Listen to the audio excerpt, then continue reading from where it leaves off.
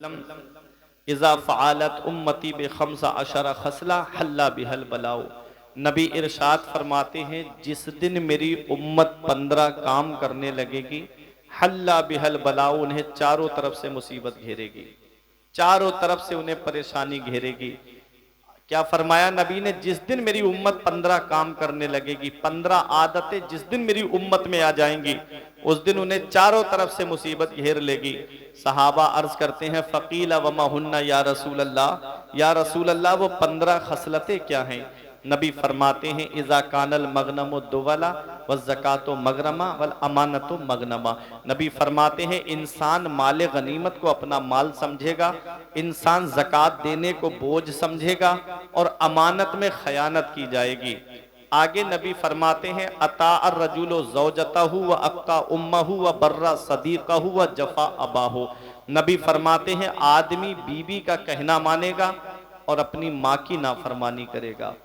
वह बर्रा सदीक़हु व जफ़ा अबाहु, और आदमी दोस्तों से मोहब्बत से बात करेगा और अपने बाप के ऊपर जुल्म करेगा। आज घरों के जायजे ले लो जाकर के, आज घरों का माहौल देख लो। नबी ने 1450 साल पहले फरमाया था, 1450 साल पहले, अता अर रजुलो ज़ौजतहु व अक्का उम्महु, आदमी बीबी का कहना मानेगा और माँ की नाफरमानी करेगा, दोस्तों से बड़ी मोहब्बत से बात करेगा और बाप के ऊपर जुल्म करेगा। आज कितने घर हैं जहां माँ बाप की आंखों से आंसू निकल रहे हैं औलाद के जुल्म की वजह से। आज कितने घर हैं जहां माँ बाप आंसू बहा रहे हैं औलाद की वजह से। आज औलाद तो ठाट बाट से फिर रही है और माँ बाप को देखो कि पुराने कपड़े पहन करके अल्लाह का शुक्र अदा कर रहे हैं। क्या इस दिन के लिए माँ बाप औलाद को जवान करते हैं? क्या इस दिन के लिए माँ बाप औलाद को पालते हैं? आज माँ बाप की हम कद्र नहीं करते, इसका पता हमें तब चलेगा जिस दिन माँ बाप की चारपाई हमारे घर से उड़ जाएगी। उस दिन हम चराग लेके भी ढूंढते फिरेंगे ना, तब भी माँ बाप जैसा प्यार करने वाली शख्सियतें नहीं मिलेंगी, माँ बाप जैसी मोहब्बत करने वाली शख्सियतें नहीं मिलेंगी, माँ बाप जैसा प्यार करने वाली जात नहीं मिलेगी। अगर माँ बाप जिंदा हैं तो कद्र कर लो, और माँ बाप का अगर इंतकाल हो गया है तो ज्यादा से ज्यादा उनके लिए ईसाले सवाब करो और चले जाया करो जुमे के दिन माँ बाप की कब्र की जियारत के लिए। नबी फरमाते हैं, जो जुमे के दिन माँ बाप की कब्र की जियारत कर ले तो ऐसा बेटा माँ बाप के साथ हुस्ने सुलूक करने वालों में लिखा जाता है। अल्लाह अकबर, माँ बाप अल्लाह की कितनी बड़ी नेमत। मैं एक हदीस पाक आपको सुनाता हूँ। पैगंबर इस्लाम फरमाते हैं, जिसने सुबह को माँ बाप का चेहरा मोहब्बत से देखा, अल्लाह ताला जन्नत के 2 दरवाजे खोल देता है, और अगर एक जिंदा है, एक का इंतकाल हो गया है, तो जो जिंदा है वो मोहब्बत से उसका चेहरा देख ले तो अल्लाह जन्नत का एक दरवाजा खोल देता है। माँ बाप से हम दुआएं लेते नहीं हैं, हम दुआएं कराते हुए सब में फिर रहे हैं। पीर साहब के पास गए, हजरत दुआ कर दो। मौलाना साहब के पास जाके कहते हजरत दुआ कर दो। कोई और मौलाना आ गया, हजरत आप हमारे कारोबार के लिए दुआ कर दो। हम दुआ कराते फिर रहे हैं, हम दुआ लेते नहीं हैं। घर में बैठे हुए माँ बाप की दुआएं लो। माँ बाप की दुआ के बारे में हदीस पाक में आता है कि माँ बाप की दुआ औलाद के हक में ऐसे कबूल होती है जैसे नबियों की दुआ उम्मत के हक में कबूल होती है। जैसे नबियों की दुआ रद्द नहीं होती है, ऐसे ही माँ बाप की दुआएं भी रद्द नहीं होती हैं। मेरे सर से मेरी सारी मुसीबत टाल देती है, मेरी माँ मेरे दामन में दुआएं डाल देती है। परेशान हो अंधेरों से तो जाओ माँ के कदमों में, वो जब चाहे मुकद्दर में उजाले डाल देती है, वो जब चाहे मुकद्दर में उजाले डाल देती है। तो माँ बाप अल्लाह की बहुत बड़ी नेमत है। आज अगर बेटे को गाड़ी मिल जाए तो लिखवाता ये मेरी माँ की दुआ का असर है, मकान बनवाया तो लिखवाया मेरी माँ की दुआ का असर है, और मोटरसाइकिल लेके आया तो लिखवाया माँ की दुआ। बताओ, वालिद ने कुछ नहीं किया था, वो बाप जिसने रात रात भर मजदूरी करके औलाद को पढ़ाया, वो बाप जिसने दूसरों के खेतों में मजदूरी करके इस औलाद को पढ़ाया, वो बाप जिसने सिर पे ईंटें लेकर के 3-3 मंजिल पर चढ़ा लेकिन अपनी औलाद के लिए पैसे जमा किए, पूरे दिन फलों का ठेला लगा के धूप में खड़ा रहा, औलाद के लिए पैसे जमा किए, रिक्शा चला करके औलाद के लिए पैसे जमा किए, बस ट्रक चला करके औलाद के लिए पैसे जमा किए। आज उस बाप के जिस्म की हड्डियों ने जवाब दे दिया। आज वो बाप बुढ़ापे की दहलीज पे पहुंच गया तो औलाद माँ बाप का बिस्तर घर से बाहर कर देती है। उस माँ बाप का बंटवारा होता है बुढ़ापे के आलम में। बेटे कहते हैं कि बाप मेरे घर खाएगा 1 महीना, माँ 1 महीना तेरे घर पे खाएगी। एक माँ बाप 5-6 औलाद को पाल लेते हैं और 5-6 औलाद से एक माँ बाप नहीं पलते हैं, बुढ़ापे में उनके बंटवारे होते हैं। अल्लाह अकबर, जरा सोचो, किस्मत वाला है वो बेटा जिसके हिस्से में माँ बाप आते हैं, नसीब वाला है वो बेटा जिसके हिस्से में माँ बाप आते हैं, अरे मुकद्दर वाला है वो बेटा जिसके हिस्से में माँ बाप आते हैं। किसी को घर मिला हिस्से में या कोई दुका आई, किसी को घर मिला हिस्से में या कोई दुका आई, मैं घर में सबसे छोटा था, मेरे हिस्से में माँ आई। इसलिए मेरे अजीजों,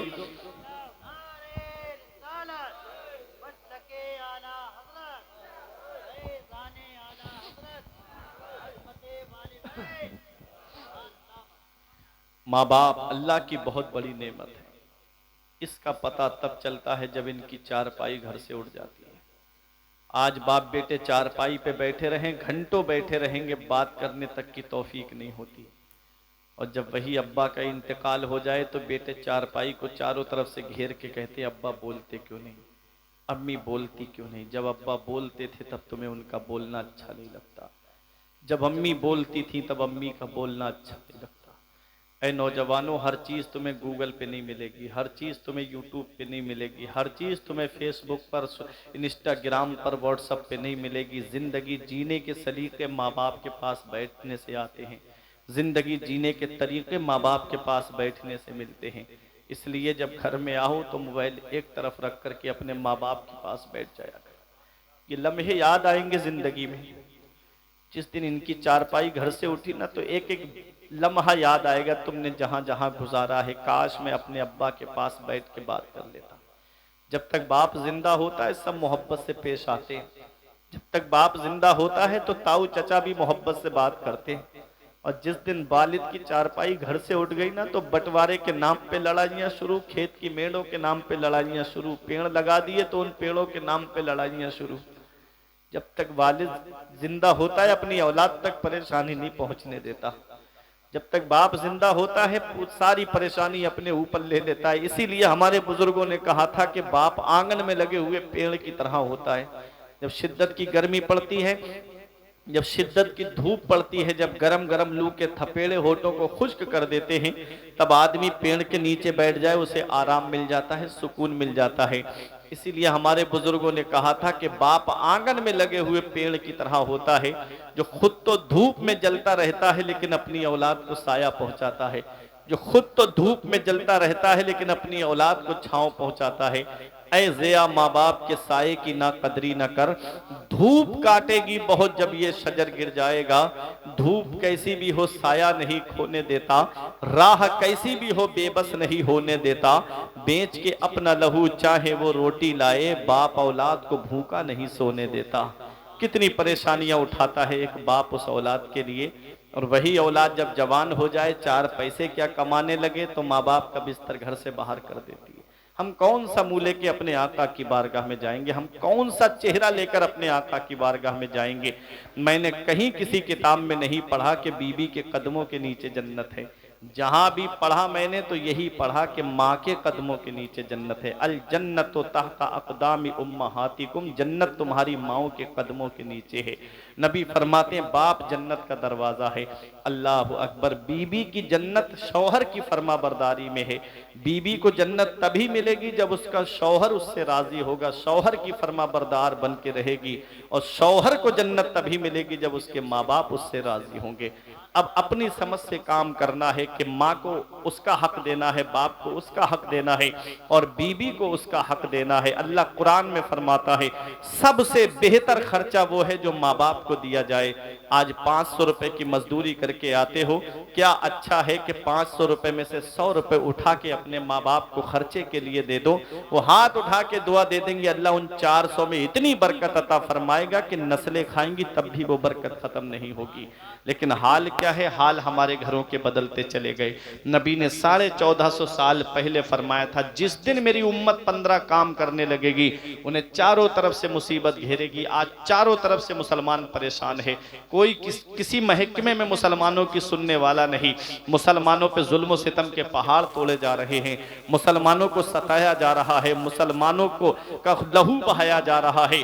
ये हाल है आज मुसलमानों का। जब भी कहता हूं या अल्लाह मेरा हाल देख, हुक्म होता है अपना नामे आमाल देख। आज हमारे नामे आमाल में कोई ऐसी नेकी नहीं जिस पे दावा करें सीना तान के कि ये नेकी हमको जन्नत में लेके जाएगी। ये खाली मस्जिदें बता रही हैं कि तबाही क्यों आ रही है, ये मदरसों की तबाही बता रही है कि आज हम परेशान क्यों हैं। अल्लाह अकबर, ये उलमा हुफ्फाज की आंखों के आंसू बता रहे हैं कि आज परेशानियां क्यों आ रही हैं। याद रखो, जो कौम अपने इमाम के अच्छे दिन देखना पसंद नहीं करती, उस कौम के अच्छे दिन कभी नहीं आते हैं। याद रखना, ये मेरा ये पैगाम है। सुनो, मैं बता करके जाना चाहता हूँ। नबी ने फरमाया था, अता अर्रजुलु ज़ौजतहु व अक्का उम्महु, आदमी बीबी का कहना मानेगा, माँ की नाफरमानी करेगा। व बर्रा सदीक़हु व जफ़ा अबाहु, दोस्तों से मोहब्बत से पेश आएगा और बाप के ऊपर जुल्म करेगा। आगे नबी फरमाते, लुबिसल हरीर, रेशमी लिबास पहना जाएगा। वह शुरेबल खुमूर, और शराब पीना आम हो जाएगा। आज मुसलमानों को देखो, शराब के ठेकों पे, शराब की दुकानों पे जाकर के देखो। मैंने दाढ़ी वालों को शराब की दुकान पे देखा। अल्लाह अकबर। अरे जब सीरिया को तबाह किया गया, जब सीरिया को तबाह किया गया था, तो उस वक्त मुसलमानों ने एक तहखाने के अंदर छोटे छोटे बच्चों को कुरान पढ़ने के लिए रख दिया था और एक कारी साहब को रख दिया था। लेकिन वो देख के कुरान नहीं पढ़ते थे, बिना देखे कुरान को याद करते थे, क्योंकि इतना सख्त कानून लगा दिया गया था स्पेन के अंदर कि अगर किसी के घर पर अरबी का कोई लफ्ज भी लिखा होता था तो पूरे घर को जला के राख कर दिया जाता था। इतना सख्त कानून बना दिया था। मुसलमानों का ऐसा कत्लेआम हुआ था स्पेन के अंदर। लेकिन वहां पर भी कुरान तालीम हासिल कर रहे थे बच्चे तहखाने के नीचे। और जब सेमिनार हुआ था, जब उनके जुल्म का बाजार थमा, तो 100 से ज्यादा बच्चे हाफिज कुरान बन के निकले थे। कुरान को कोई नहीं मिटा सकता, कुरान की तालीम को कोई ख़त्म नहीं कर सकता। मुसलमानों ने कैसे अपने बच्चों को पढ़ाया था, तहखाने के अंदर बच्चों को कुरान की तिलावत सिखाई जा रही थी और ऊपर एक शराब की दुकान बना दी थी और जमीन के अंदर जो है तहखाना बनाया और उसमें बच्चे कुरान पढ़ रहे थे। जब ईसाई फौज आती देखने के लिए, तो जब शराब की बोतलें रखी हुई देखती तो एक बात कह के जाती थी कि यहाँ शराब रखी है, यहाँ मुसलमान का क्या काम। जहां शराब होगी वहां मुसलमान नहीं होगा। उस दौर के ईसाई जानते थे कि मुसलमान शराब को हाथ नहीं लगाएगा। और आज का मुसलमान देखो, शराब की बोतलें हाथ में लेकर के अल्लाह अकबर शराब की दुकान पे नजर आता है। ये हाल है शराब पीने वालों का। अल्लाह कुरान में फरमाता है, इन्नमल खम्र वल मैसिर वल अंसाब वल अज़लाम रिजसुम मिन अमलिश शैतान। रब फरमाता है जुआ और शराब ये शैतानी काम है। अब बताओ, इससे बड़ी भी कोई दलील चाहिए? कुरान मेरा फरमा रहा है कि ये जुआ और शराब दोनों शैतानी काम हैं और आज मुसलमान दोनों काम कर रहा है। हमारे नौजवानों को देखो, ऑनलाइन जुआ खेलने की लत लग गई है। कोई ड्रीम 11 पे पैसे लगा रहा है, कोई रमी सर्कल पे पैसे लगा रहा है, अरे कोई जंगली रमी पे पैसे लगा रहा है, कोई लूडो में पैसे लगा रहा है। पूरे पूरे घर तबाह हो गए आज ऑनलाइन जुआ खेलने की वजह से। क्रिकेटर कह रहे हैं गुटखा खाओ, क्रिकेटर कह रहे हैं ड्रीम 11 पे पैसे लगाओ, और एक्टर कह रहे हैं, हीरो कह रहे हैं गुटखा खाओ। दोनों चीजें इंसान की नस्ल को, इंसानी नस्ल को तबाह करने वाली हैं, नौजवानों की जवानी को खत्म करने वाली हैं। और आज मेरी कौम का नौजवान खालिद इब्न वलीद के तरीके पे नहीं चलता, हजरत सलाहुद्दीन अय्यूबी के तरीके पे नहीं चलता, लेकिन आज का नौजवान चलेगा तो मुंबई के उन आवाराओं के तरीके पे चलेगा। जैसा उसने जूता पहना वैसा ही ये जूता पहनता नजर आएगा, जैसा उसने बाल कटिंग की वैसे ही ये नौजवान आज के कटिंग कराते हुए नजर आएंगे, जैसी उसने शर्ट पहनी है वैसी ही शर्ट खरीद करके लाए जाएंगे। जैसी उसने फटी हुई पैंट पहन ली तो ये भी फटी हुई पैंट ही पहनेंगे। किसके तरीके को तुमने अपनाया है?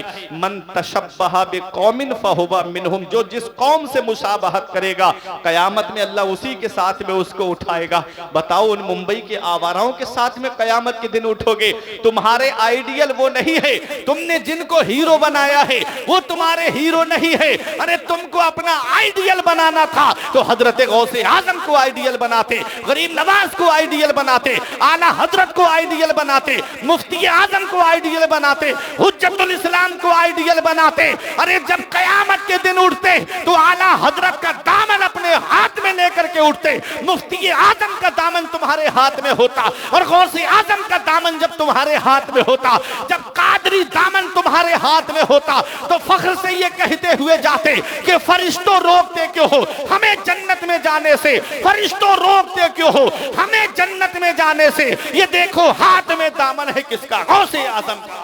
नारे तकबीर, नारे रिसालत, अस्ल के आला हजरत, फैज़ाने आला हजरत हजरत अल्लामा मुफ्ती फुरकान रजा मंजरी साई किबला, नारे हैदरी। बहुत अच्छे अमल, नेक अमल, नेक काम करके दुनिया से जाओ। अपना आइडियल उन मुंबई के आवाराओं को मत बनाओ, अपना आइडियल मुत्तकी और परहेजगार लोगों को बनाओ। जो जिस कौम से मुशाबहत करेगा, जो जिस कौम की अदाओं को अपनाएगा, कयामत के दिन उसी के साथ उठाया जाएगा। क्या हाल होगा? वो तो जहन्नम में जाएंगे ही, कहीं ऐसा ना हो कि वो तुमको भी अपने साथ लेके चले जाएं। इसलिए ऐ मेरे अजीजों, अच्छे अमल करके जाओ, नेक अमल करके दुनिया से जाओ और अपनी आखिरत की तैयारी करो। मरने से पहले मरने की तैयारी करो। नबी फरमाते हैं शुरेबल खुमूर, शराब पीना आम हो जाएगा। और शराबी के बारे में नबी ने फरमाया कसम खाके कि कसम है उस जात की जिसके कब्जे में मोहम्मद की जान है सल्लल्लाहु अलैहि वसल्लम, तुम शराबी को कब्र में दफन करके आते हो, उसका चेहरा काबे की तरफ करके आते हो। तुम शराबी की कब्र खोल के देख लेना, अल्लाह उसका चेहरा काबे से फेर देता है। जिसका चेहरा अल्लाह काबे से फेर दे, कहीं ऐसा ना हो कि कब्र में आका उससे अपना चेहरा अनवर फेर ले, तो फिर कौन है जो अब हमारे काम आएगा? इसी को आला हजरत ने फरमाया था, उनको रहम आए तो आए वरना वो कड़ी मार है क्या होना है, छुप के लोगों से किए जिसके गुनाह वो खबरदार है क्या होना है। हाय बिगड़ी तो कहाँ आकर ना हो, ऐन मझधार है क्या होना है, कल तो दीदार का दिन है और यहाँ आंख बेकार है क्या होना है। ऐ मेरे अजीजों, मैं एक हदीस आपको सुनाता हूँ। इस हदीस के रावी हजरत अब्दुल्ला इब्ने उमर हैं। फरमाते हैं ला यदखुलुल जन्नता आक वला मन्नान वला कम्मार वला मुदमिनो खमरिन। नबी ने फरमाया जो माँ बाप को सताता है वो जन्नत में दाखिल नहीं होगा। यहाँ जन्नत में दाखिल ना होने का मतलब है दुखूले अव्वल। जैसे नेकोकार परहेजगार डायरेक्ट जन्नत में जाएंगे, ये चार लोग ऐसे हैं जो डायरेक्ट जन्नत में नहीं जाएंगे। पहले अपने गुनाहों की सजा जहन्नम में भुगतेंगे, फिर उसके बाद ईमान के पर इनका खात्मा हुआ है तो किसी की सिफारिश से जहन्नम से निकाल के जन्नत में दाखिल किया जाएगा। अपने अपने गिरेबान में झांक के देखना कहीं हम तो नहीं आ रहे हैं इस हदीस की जद में। नबी फरमाते हैं जो माँ बाप को सताता है वो जन्नत में दाखिल नहीं होगा। नबी फरमाते हैं वला मन्नान, और एहसान करके एहसान जताने वाला जन्नत में दाखिल नहीं होगा। एहसान करके एहसान जताने वाला, किसी गरीब को आपने कपड़े पहना दिए, चौराहे पे आके कह रहे हो मैं नहीं पहनाता तो वो कपड़े उसको नहीं मिलते। किसी गरीब को आपने खाना खिला दिया, चौराहे पे आके जिक्र कर रहे हो मैं नहीं खिलाता तो परिवार भूखा मर जाता। अल्लाह अकबर, ये एहसान करके एहसान जताना हुआ। मन्नत कुन मन्नत मने, एहसान कर एहसान जता मत। आगे नबी फरमाते हैं, नबी ने इरशाद फरमाया वाला कम्मार, और जुआ खेलने वाला जन्नत में दाखिल नहीं होगा। अब वो जुआ चाहे IPL में पैसे लगा के खेलो, चाहे सट्टे में पैसे लगा करके खेलो, चाहे ऑनलाइन जुआ खेलो, चाहे ऑफलाइन जुआ खेलो। जुआरी के बारे में इमाम गजाली फरमाते हैं कि जब जुआरी कयामत के दिन उठेगा तो उसके ये हाथ खिंजीर के खून में सने हुए होंगे। बताओ, इन हाथों से गौसे आजम से मुसाफहा करना है, इन हाथों से गरीब नवाज से मुसाफहा करना है, इन हाथों से वारिसे पाक से मुसाफहा करना है, इन हाथों से हुज्जतुल इस्लाम से मुसाफहा करना है, इन हाथों से ताजुश शरिया से मुसाफहा करना है। क्या ये हाथ इस लायक हैं कि हम उनके सामने खड़े हो सके? कल तो दीदार का दिन है और यहाँ आंख बेकार है, क्या होना है? हाय बिगड़ी तो कहां आकर नाओ, ऐन मझधार है, क्या होना है? कभी सोचा है जुआरी कयामत में उठेगा, ये हाथ खिंजीर के खून में सने होंगे? अल्लाह अकबर। आगे नबी फरमाते हैं वला मुदमिनो खमरिन, जो शराब का आदी है वो जन्नत में नहीं जाएगा। ये नबी की हदीस है, मैंने जो आपके सामने पेश की। और वो हदीस सुनो, नबी ने फरमाया जिस दिन मेरी उम्मत 15 काम करेगी चारों तरफ से मुसीबत घेरेगी। उसी में नबी फरमाते हैं वत्तुखिज़तिल कैनात वल मआज़िफ। सुनो इस हदीस के इस जुमले को गौर से और अपने अपने घरों का मुहासबा करो। नबी ने फरमाया था वत्तुखिज़तिल कैनात वल मआज़िफ, और आदमी नाचने वाली रक्कासा यानी डांस पार्टियां लाकर के घरों के दरवाजों पे नचवाएंगे। आज भी ये मामला चल रहा है। आज अल्लाह ने बेटा दिया था, नूरे नजर दिया था, चश्मो चराग दिया, उसकी जब शादी का वक्त आता है तो आदमी सोचता है मेरा एक बेटा है, बड़े धूमधाम से इसकी शादी करूंगा।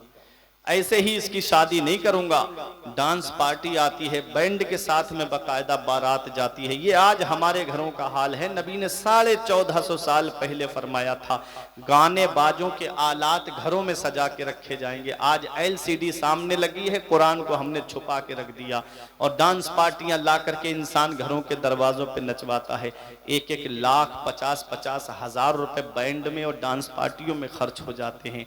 और अल्लाह ने एक बेटा दिया था, उसकी जब शादी का वक्त आता है तो किस्म किस्म की बातें दिमाग में आने लगती हैं। जहेज के नाम पर ऐसा लगता है कि अल्लाह ने बेटा क्या दिया था, कुदरती भीख मांगने का लाइसेंस मिल गया था। अल्लाह ने बेटा क्या दिया, कुदरती भीख मांगने का परमिट मिल गया कि मेरा एक बेटा है, पूरी प्रॉपर्टी इसी की तो है, इतनी आसानी से मैं इसकी शादी नहीं करूंगा। और बहनें कहती है कि हमारा एक ही तो भाई है, इतनी जल्दी इसका रिश्ता क्यों तय करेंगे, पहले 4-5 घरों में जाकर के देखेंगे, खाएंगे, फिर उसके बाद में कहीं रिश्ता इसका तय करेंगे।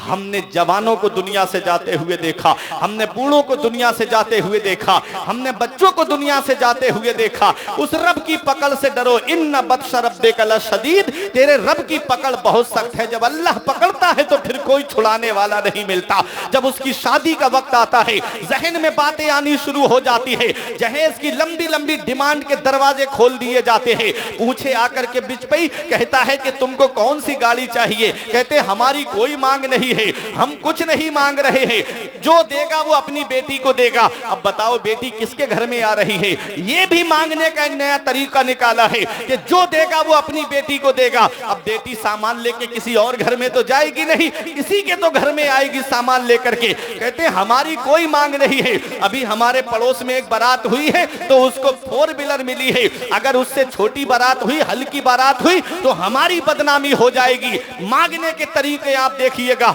मांगने के तौर तरीके आप देखें। कोई कहता है अगर कोई गरीब आदमी आ जाए रिश्ता लेकर के तो कहता है कि देखो मुझे मेरे बेटे की शादी में गाड़ी चाहिए, वो कहे कि हाँ मैं गाड़ी दूंगा, तो इतना गिर गया ये इंसान, फिर पूछता है कि कौन सी गाड़ी दोगे, वो कहता है कि अब जो बुलेट का नया मॉडल आया है मुझे मेरे बेटे की शादी में वो मॉडल चाहिए। अल्लाह अकबर, 2.5 लाख से ऊपर की बुलेट आती है। अब रक्षा चलाने वाला गरीब, दूसरों के घरों में काम करने वाला गरीब, टुक टुक चला करके अपने परिवार का पेट भरने वाला गरीब कहां से इतने पैसे जमा करे। कभी मंगनी के नाम पे लूटा जा रहा है, कभी दिखनौर के नाम पे लूटा जा रहा है, कभी शादी में जहेज के नाम पर कैश लिया जा रहा है।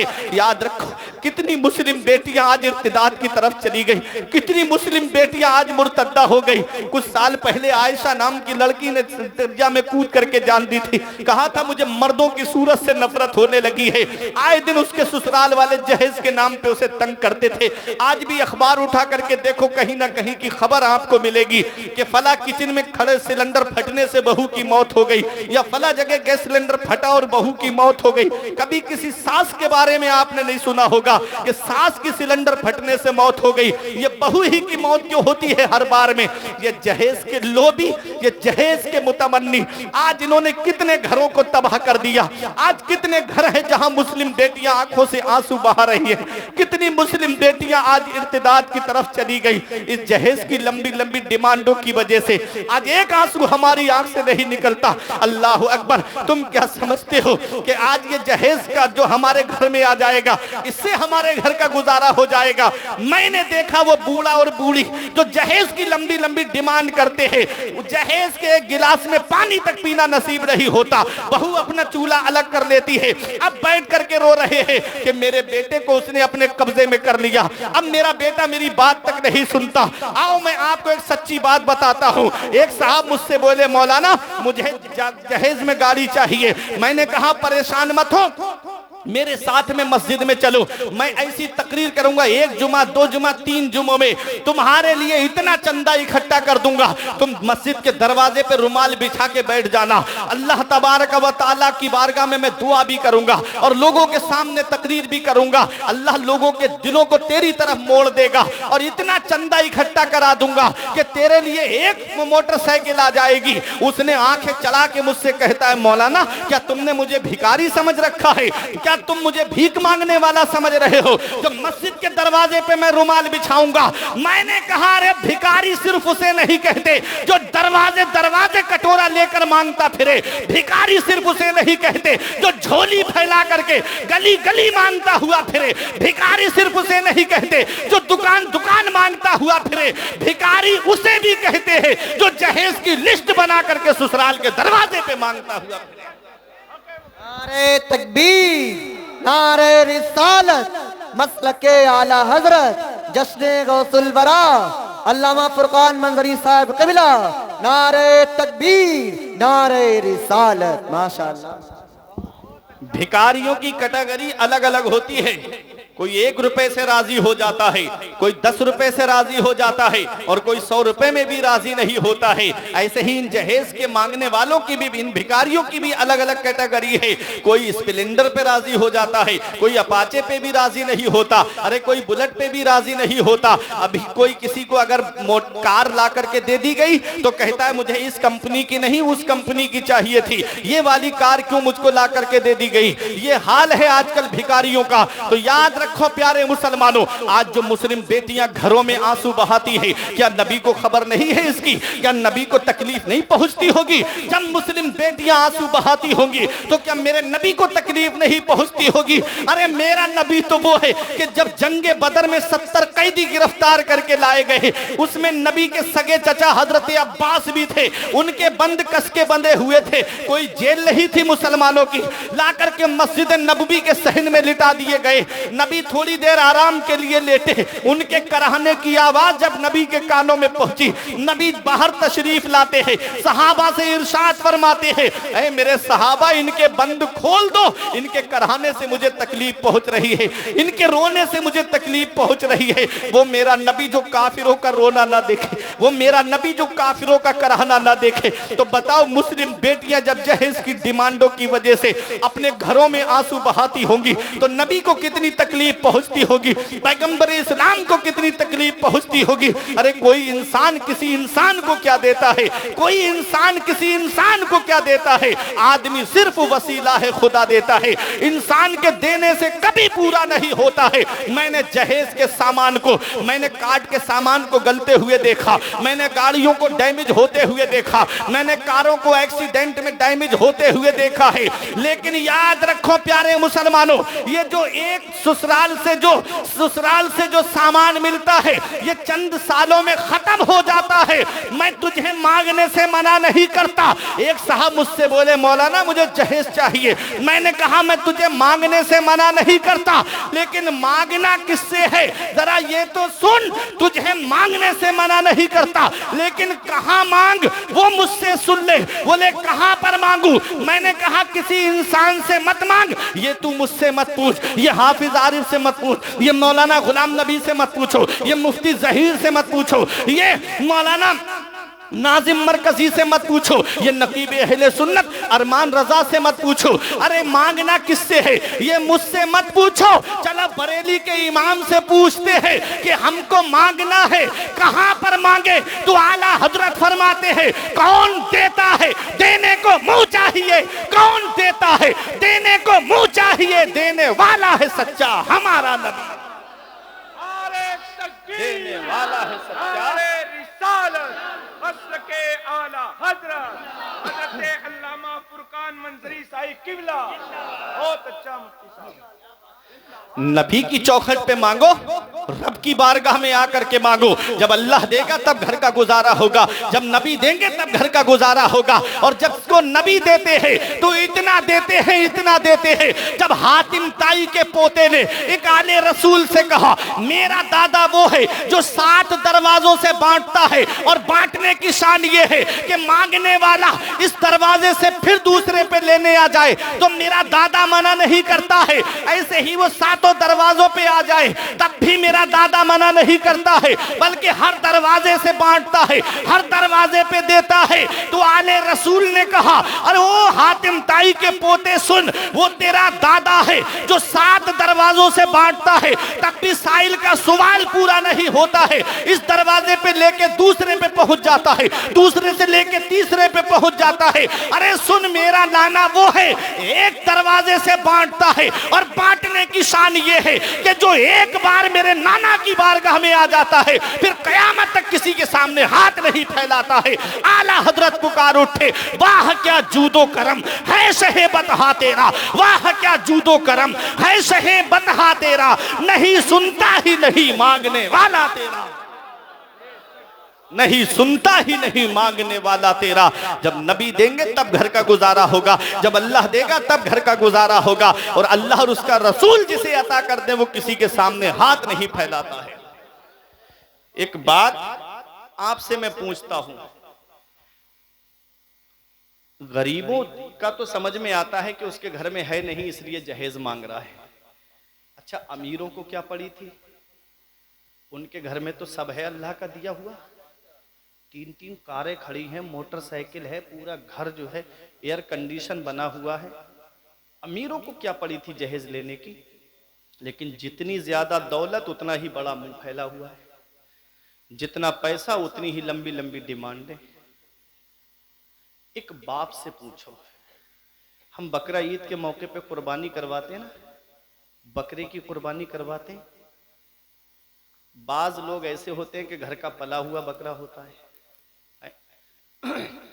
घर में बकरा पालते हैं, वो बकरा बड़ा हो जाता है तो जब कुर्बानी का वक्त करीब आता है तो पूरा घर से बाहर निकल जाता है। हमने भी इमामत की, हमने भी देखा है लोगों को।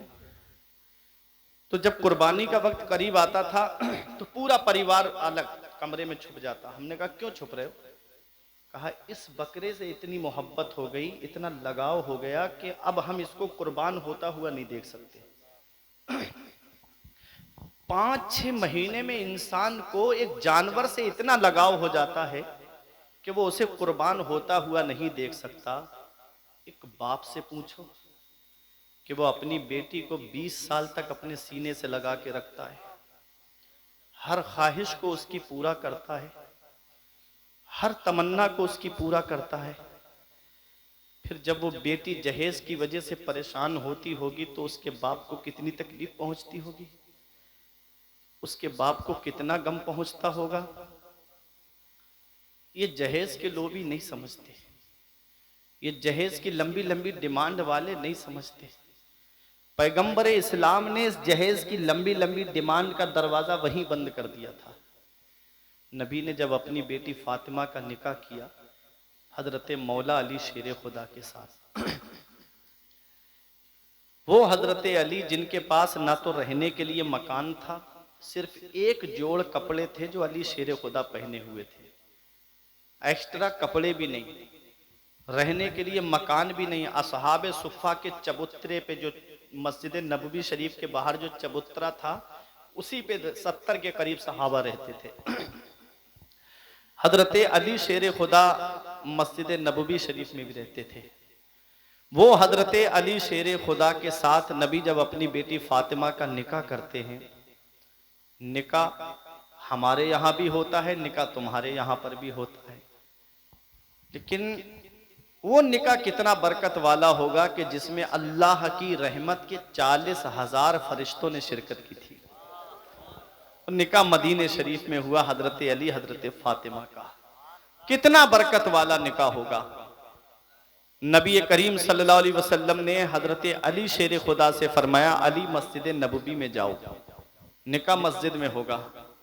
इधर नबी ने हजरत सलमान फारसी हजरत बिलाल हबशी को हुक्म दिया कि फातिमा के लिए जरूरत का सामान खरीद।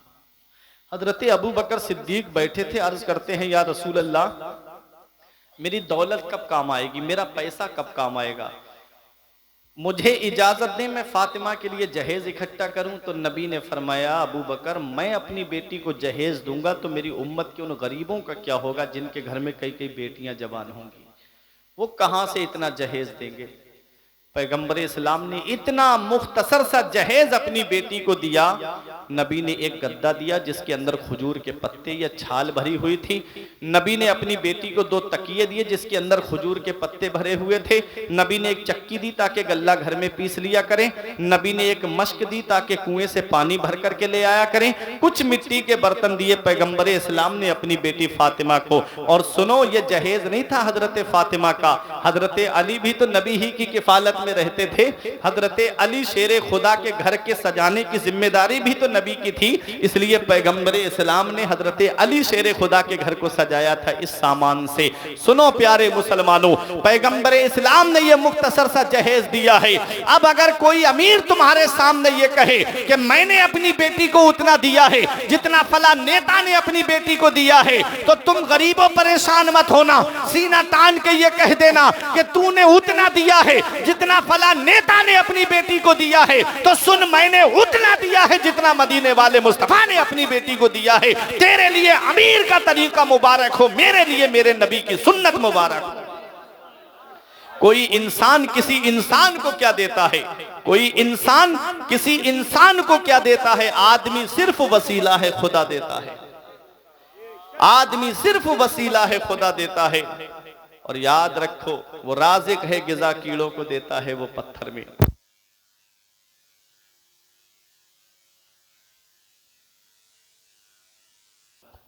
हेलो 10 मिनट मांगे थे और 1:46 हो रहे हैं घड़ी में। और आज आप लोगों, अल्लाह आपको सलामत रखे, अल्लाह आपको सलामत जी।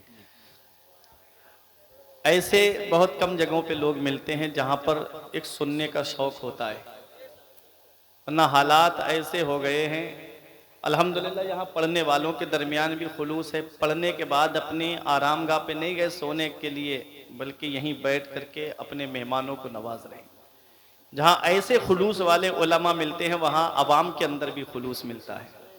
और जहाँ हाल ये हो कि तू चल मैं आया, तो वहाँ पब्लिक भी कहती है जब ये चल रहे हैं तो फिर हम क्यों यहाँ पर बैठे, तो हम भी चल रहे हैं, है ना। अल्लाह आप लोगों को सलामत रखे, औलिया किराम के फैज़ान से माला माल फरमाए। मैं अर्ज ये कर रहा था कि कोई इंसान किसी इंसान को क्या देता है, आदमी सिर्फ वसीला है, खुदा देता है। वो राज़िक है, गिज़ा कीड़ों को देता है, वो पत्थर में भटकता फिरता है इंसान क्यों रोजी के चक्कर में। उड़ाने भर हवाओं में या लगा गोते समंदर में, मिलेगा बस वही जितना के लिखा है मुकद्दर में।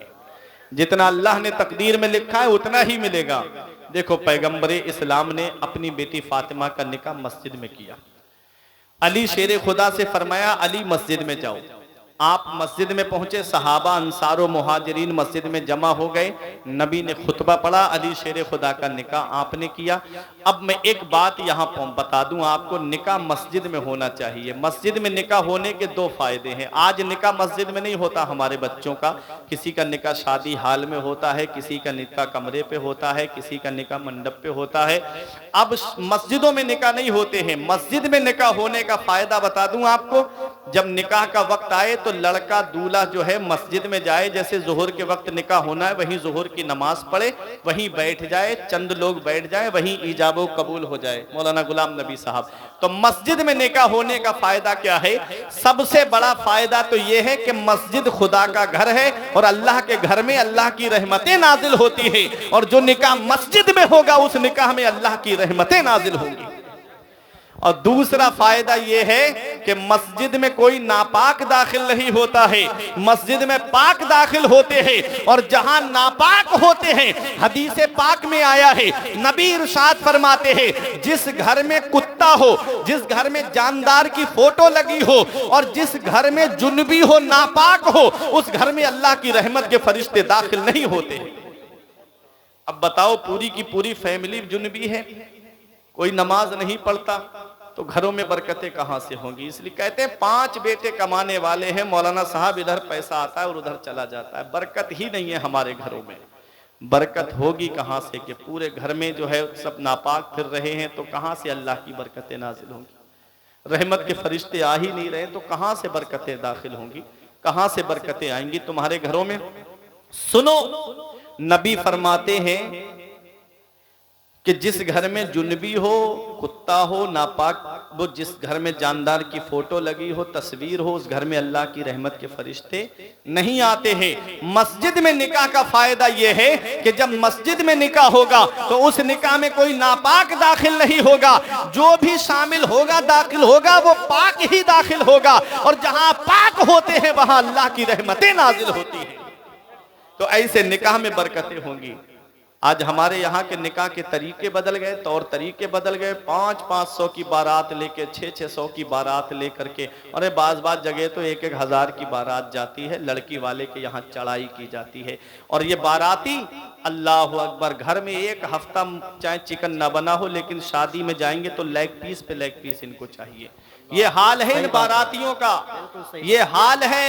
आंखों से आंसू निकलते हैं, लड़की वाला कहां से पैसे इकट्ठे करके जमा करके बेचारा मेहमान नवाजी करता है, खाने का इंतजाम करता है, हाथ जोड़ता है इन लोगों के कि भाई खाने में कोई कमी हो तो माफ कर देना, खाने में कोई कमी रह गई हो तो माफ कर देना। और ये बाराती खाना खाया और एक तरफ खड़े हो के कह रहे हैं कोरमे में मजा नहीं आया, कोई कह रहा है तंदूर में मजा नहीं आया, कोई कह रहा है जर्दे में मजा नहीं आया। कहीं ऐसा ना हो कि घर में जब तुम्हारे किसी बहन बेटी की शादी हो तो कहीं कोई तुम्हारी इज्जत को इसी तरह से नीलाम ना करे। इन अहसनतुम ले अनफुसिकुम व इन असातुम फलहा, अगर अच्छा करोगे तो अच्छा ही तुम्हारे लिए है, और अगर बुरा करोगे तो उसका वबाल भी तुम्हारे ऊपर है। पैगंबर इस्लाम इरशाद फरमाते हैं, जो किसी मुसलमान के ऐबों को छुपाएगा अल्लाह ताला कयामत के दिन उसके ऐबों को छुपाएगा, और जो किसी मुसलमान के ऐब को जाहिर करेगा अल्लाह ताला उसके ऐबों को जाहिर करेगा। तो मुसलमानों के ऐबों को खोलने का सबब मत बनना, उनके ऐबों को छुपाने का सबब बनना। और जब किसी लड़की वाले के यहाँ शादी में जाओ तो घर से कुछ खा के जाया करो, वो गरीब कहाँ कहाँ से जमा करता है। नबी फरमाते खाने में ऐब ना निकालो, अच्छा लगे तो खा लो, अच्छा ना लगे तो मत खाओ, खाने में ऐब ना निकालो। मेरी आदत है अल्हम्दुलिल्लाह, मैं खाने में ऐब नहीं निकालता। औरतें कब से मेहनत करती हैं, दोपहर से लेकर शाम तक लगी रहती हैं मेहमान नवाजी के लिए खाना बनाने में, और ये मेहमान आए साहब मिर्च ज्यादा कर दी, नमक तेज कर दिया, बताओ कितनी मेहनत से खाना बनाने वालों के दिल पे क्या तकलीफ गुजरती होगी। नबी ने 1450 साल पहले फरमाया था खाने में ऐब मत निकालना, अच्छा लगे तो खा लो, अच्छा ना लगे तो मत खाओ, ये नबी ने फरमाया था। किसी मुसलमान का टूटा हुआ दिल रख लेना, मौलाना रूम फरमाते अज हजार काबा यक दिल बेहतरस, दिल बदस्ताबुर के हज्जे अकबरस। किसी मुसलमान का टूटा हुआ दिल रख लेना, ये हज्जे अकबर है, अल्लाह ताला बड़े वाले हज का सवाब अता फरमाता है। आज हम दिल जोड़ने का सबब नहीं बन रहे हैं, दिल तोड़ने का सबब बन रही है। ऐ मेरे प्यारे मुसलमानों, मदीने वाले मुस्तफ़ा सल्लल्लाहु अलैहि वसल्लम ने जब अपनी बेटी फातिमा का निकाह किया, रुखसत करते वक्त नबी ने जो चादर उड़ाई थी अपनी बेटी फातिमा को, उसमें 17 पेबंद लगे हुए थे। 16 पेबंद कपड़े के थे और 17वां पेबंद ऊंट की खाल का था। अल्लाह अकबर, खुद खाते नहीं थे, औरों को खिलाते थे। कैसे साबिर थे मोहम्मद के घराने वाले, तमाम शाहो गदा पल रहे हैं जिस दर से मिली जहान को रोजी सदा मदीने से, वो हजरत फातिमा तो जहरा 17 पेबंद लगी हुई चादर ओढ़ती है। और नबी ने जब अपनी बेटी फातिमा को रुखसत किया तो एक नसीहत फरमाई थी। आज अगर हर बाप अपनी बेटी को वो नसीहत कर दे तो आज ये कोर्ट कचहरियों के झगड़े खत्म हो जाएं, कोर्ट कचहरियों के चक्कर लगने खत्म हो जाएं। नबी ने फरमाया था अपनी बेटी फातिमा से, मेरी बेटी फातिमा आज तुम मेरे घर से रुखसत होके जा रही हो, मेरी बेटी अब तेरी और मेरी मुलाकात जब कयामत के दिन हो तो मेरी बेटी मुझसे इस हाल में मिलना कि तेरा शौहर अली तुझसे राजी हो। अपने शौहर की फर्मा बरदारी करते रहना, अपने शौहर का कहना मानती रहना, अपने शौहर का हुक्म मानती रहना। ये नबी ने अपनी बेटी फातिमा को रुखसत करते वक्त नसीहत फरमाई थी। और पैगंबर इस्लाम ने इन जहेज की लंबी लंबी डिमांडों का दरवाजा वहीं बंद कर दिया था। हजरत फातिमा कितना काम करती थी अपने घर में, कभी चक्की चलाती थी, गल्ला खुद से पीसती थी, और आप देखे कुएं से पानी भर के लाती थी। आज हमारे यहाँ 30, 35, 40 फीट पे पानी निकल आता है, वो अरब के कुएं थे सैकड़ों फीट नीचे जाकर के पानी निकलता था। और आज हमारे यहाँ रस्सी तो मुलायम है, वो अरब की खुरदरी रस्सी थी। अल्लाह अकबर, जब रस्सी से डोल से पानी को निकालती तो हाथों में जख्म पड़ गए थे, चक्की चलाते चलाते वो जख्म फट जाते, खून टपकने लगता। घर पर आती हजरत फातिमा तो मरहम लगा लेती, सुकून मिल जाता, और जब चक्की चलाती तो फिर जख्मों से खून टपकने लगता। शाम के वक्त मौला अली शेरे खुदा है, हजरत फातिमा तो जहरा जो है आपके पास में बैठी, आपको पानी ला करके दिया। हजरत फातिमा की मुट्ठी बंधी हुई थी, हजरत अली शेरे खुदा ने देखा खून के कतरे जमीन पे गिर गए। फरमाया फातिमा हथेलियां दिखाना। जैसे ही हथेलियां खोल के दिखाई, लहू लुहान हथेलियां थी हजरत फातिमा की, खून निकल रहा था हथेलियों से। हजरत अली बोले फातिमा जब से तुम मेरे घर में आई तुम्हें पेट भर के खाने को खाना नहीं मिला, फातिमा तुम कितनी परेशानी उठाती हो। हजरत फातिमा से मौला अली शेरे खुदा कहते फातिमा तुमने मुझे बताया क्यों नहीं। तो हजरत फातिमा ने कहा ऐ मेरे शौहर तुम दिन भर के थके हारे काम से आते हो, अब तुम्हारे सामने मैं अपनी परेशानी रख दूं तो तुम और परेशान हो जाओगे। और एक अच्छी बीबी का काम परेशान शौहर को और परेशान करना नहीं होता है, बल्कि परेशान शौहर को सुकून पहुंचाना होता है। इसलिए मैंने तुमको अपनी तकलीफ नहीं बताई।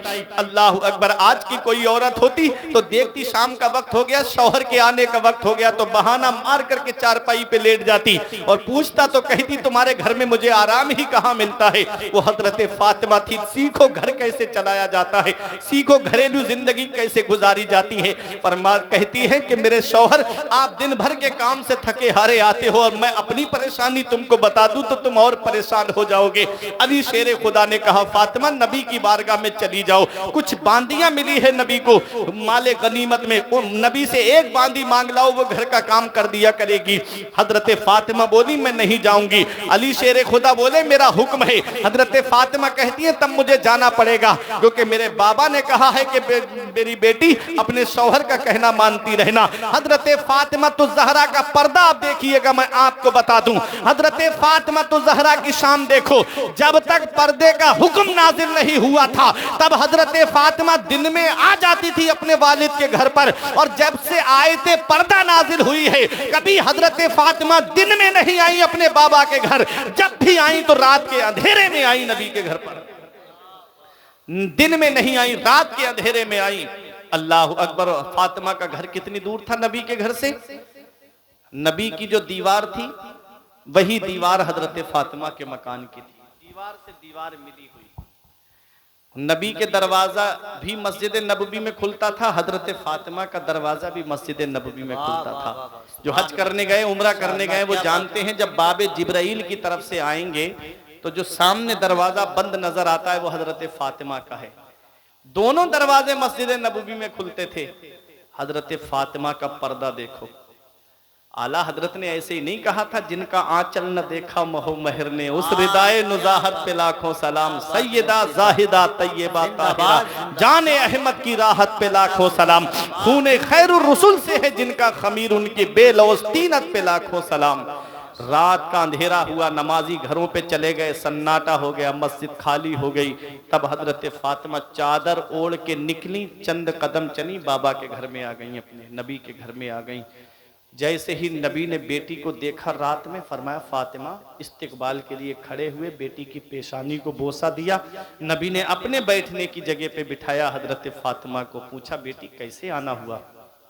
हजरत फातिमा कहती हैं, बाबा एक बांदी मिल जाती, घर का काम काज करना पड़ता है। तब नबी ने फरमाया, खुद आई हो? कहा नहीं, आपके दामाद ने मुझे भेजा है। नबी ने फरमाया, फातिमा ऐसा करो बेटी, हर फर्ज नमाज के बाद 33 मरतबा सुबहान अल्लाह, 33 मरतबा अल्हम्दुलिल्लाह, 34 मरतबा अल्लाहु अकबर पढ़ लिया करो, ये तुम्हारे लिए बेहतर है। हजरत फातिमा ने ये नहीं कहा बाबा मैं 5 वक्त की नमाज पढ़ती हूँ, कुरान पढ़ती हूँ, अब एक वजीफा और आपने बता दिया, नहीं, बल्कि अपना सर झुका लिया हजरत फातिमा ने। बाप हो तुम, औलाद है तुम्हारे पास में।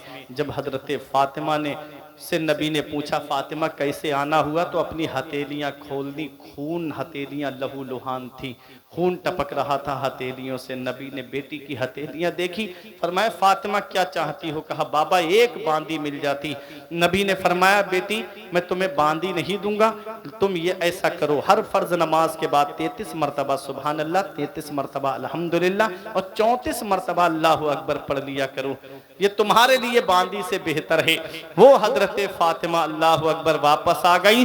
दुनिया हैरान होके अर्ज करती है, या रसूल अल्लाह, आपको बेटी के हाथ के जख्म नजर नहीं आते, एक बांदी दे देते आका तो क्या हो जाता? तो नबी का किरदार जवाब दे रहा था कि एक नहीं 10 बांदियां दे सकता था। मेरी बेटी को उसके शौहर यानी नबी के दामाद ने उसको भेजा था। अगर नबी दामाद के कहने पर उस वक्त बांदी दे देते तो आज ये रास्ता खुल जाता और हर दामाद ये कहता, अपनी बहू को भेज करके कहता, जा आज अपने मायके से ये सामान लेकर के आ। नबी को अपनी बेटी के हाथ के जख्म देखना तो गवारा है, जहेज की लिस्ट का दरवाजा खुल जाए ये नबी को गवारा नहीं है। ये रास्ता नबी ने वही बंद कर दिया।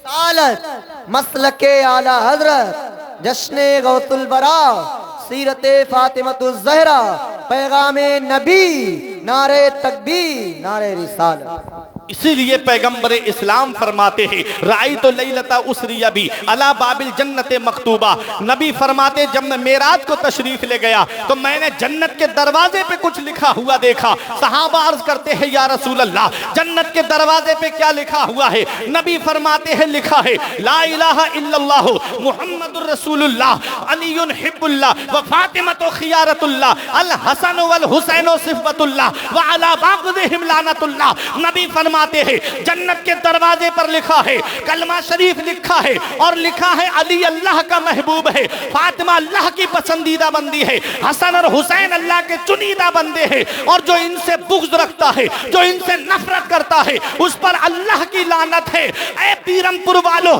दिल पे हाथ रख के जरा सोचो, जन्नत के दरवाजे पर किसका नाम लिखा है? अभी मैं फहीम भाई के मकान पर आऊं तब तक घर में दाखिल नहीं हो सकता, जब तक फहीम भाई की इजाजत नहीं होगी। मैं हाफिज आरिफ के मकान पर जाऊं तब तक जन्नत में दाखिल नहीं होऊंगा, जब तक हाफिज आरिफ की इजाजत नहीं होगी। मैं मौलाना गुलाम नबी के दरवाजे पर जाऊं तब तक घर में नहीं जा सकता, जब तक मौलाना गुलाम नबी की इजाजत नहीं होगी। अरे जन्नत के दरवाजे पर किसका नाम लिखा है?